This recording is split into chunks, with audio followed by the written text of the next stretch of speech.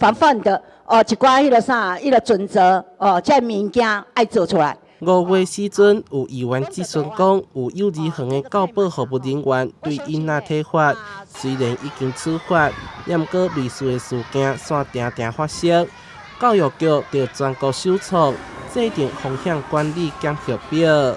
分做3个部分，第一个是幼园的这个保护，第二个部分是卫生的保障，第三个部分是咱园舍的这个安全啦吼。拢将有这个24项的这个非常重要的这个检核的内容。就是咧，互咱检视一下，阮家己敢有做到，还是讲做有倒位有欠失，就是无做好的所在，就是会使甲补强一下。教育局要求这张表2礼拜写一摆。内容包括着观察囡仔敢有吵闹、定期检查园内环境、监视器爱保存14天以上，爱确实记录状况，强化管控能力，马上检讨也是处理可能存在风险。这个首创是好的，但是我们的想法是想说，那这样是不是会造成业者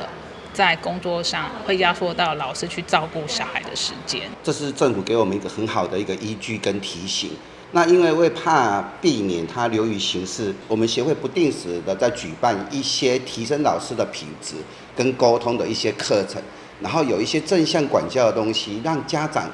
可以更加放心把小孩子交到我们园所里面来。这项政策预计8月正式上路，家长和民间团体虽然表示肯定，不过也是呼吁要注意教师的情绪管控，